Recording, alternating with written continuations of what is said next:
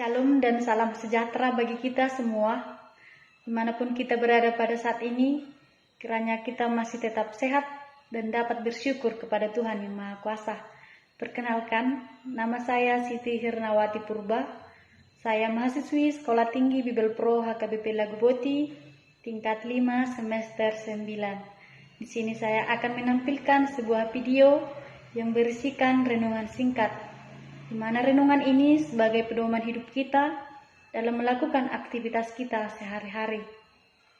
Namun sebelumnya, saya ingin mengajak Bapak, Ibu, saudara-saudari sekalian supaya menonton, like, subscribe, dan share video ini kepada teman-teman yang lainnya.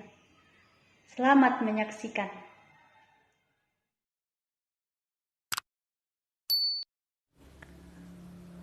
Di dalam kehidupan ini, kita senantiasa diperhadapkan dengan berbagai masalah, tantangan, dan cobaan. Kita sering merasa tidak mampu, bahkan terkadang berputus asa. Tetapi kita sungguh tahu dan bersyukur kepada Tuhan bahwa Tuhan tak pernah meninggalkan kita, sehingga kita boleh memperoleh kemenangan dan sukacita.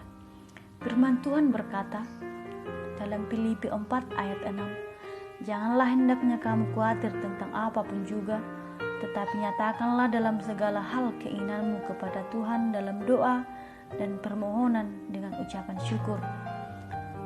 Keadaan yang terjadi pada saat ini memang sungguh memprihatinkan dan mencemaskan, yaitu dengan adanya wabah COVID-19 yang menjadi ancaman serius yang perlu diatasi bagi banyak negara, bahkan mendunia. Karena pandemi ini dapat menyebabkan banyak ketakutan, kekhawatiran, bahkan kematian. Di tengah maraknya COVID-19 ini, para medis ataupun bagian kesehatan berusaha untuk menyembuhkan orang yang terkena penyakit ini. Mereka sebagai garda terdepan rela berkorban untuk meninggalkan keluarga demi menyembuhkan pasiennya. Para pemerintah juga berusaha untuk membuat suatu solusi untuk penanganan COVID-19 ini. Masyarakat diharapkan untuk tidak berkumpul-kumpul, diharapkan mengikuti protokol kesehatan dan tetap memakai masker, dan juga menjaga kesehatan masing-masing. Mungkin kita merasa bosan dengan tetap stay at home dalam status lockdown, tidak boleh bepergian. Semua kegiatan harus dilakukan dari rumah, seperti halnya sekolah, kerja, bahkan untuk beribadah saja kita tidak boleh pergi ke gereja dan harus dari rumah. Bahkan keadaan ekonomi kita pun begitu menurun secara drastis. Sebagian tenaga kerja di PHK, semuanya begitu sulit untuk dipikirkan. Tentu ini adalah suatu pergumulan kita bersama, dan ini kita tidak tahu kapankah akan berakhir, supaya kita bisa melakukan aktivitas kembali. Sehingga di tengah situasi yang kelam ini, mungkin kita selalu bertanya-tanya, di manakah Tuhan? Apakah ini semua atas kehendak Tuhan? Sama halnya seperti Daud, bisa kita baca dalam Mazmur 38, ketika ia merasa sangat menderita karena penyakit yang ia alami, yang kehabisan tenaga dan remuk redam. Saudara-saudara yang terkasih, dengan demikian, apakah Tuhan senantiasa diam dalam pandemi COVID-19 ini? Situasi ini mengajarkan kita manusia untuk mengakui bahwa kita adalah makhluk yang lemah dan sangat membutuhkan pertolongan Tuhan dalam segala hal. Firman Tuhan mengajarkan kita untuk menyatakan permohonan kepadanya dalam segala hal.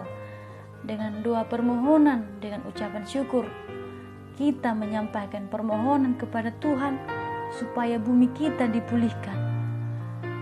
Saudara-saudari yang terkasih, marilah kita berdoa dan memohon petunjuk kepada Tuhan supaya kita senantiasa dalam perlindungannya lupa kita senantiasa mendoakan orang-orang yang berada dalam garda terdepan supaya selalu dilindungi dan diberkati dalam pekerjaannya. Mari kita mendoakan supaya bumi kita ini cepat pulih kembali, sehingga kita bisa melakukan aktivitas kita seperti biasanya. Kita tahu sekarang bahwa Allah turut bekerja dalam segala sesuatu untuk mendatangkan kebaikan bagi kita umatnya. Oleh karena itu, di dalam kesulitan seperti apapun, kita harus tetap mengasihi Tuhan dan sesama. Kasihilah Tuhan Allahmu dengan segenap hatimu, dan dengan segenap jiwamu, dan dengan segenap kekuatanmu, dan dengan segenap akal budimu, dan kasihilah sesamamu seperti dirimu sendiri. Bisa kita lihat dalam Lukas 10 ayat 27. Saudari-saudari yang terkasih,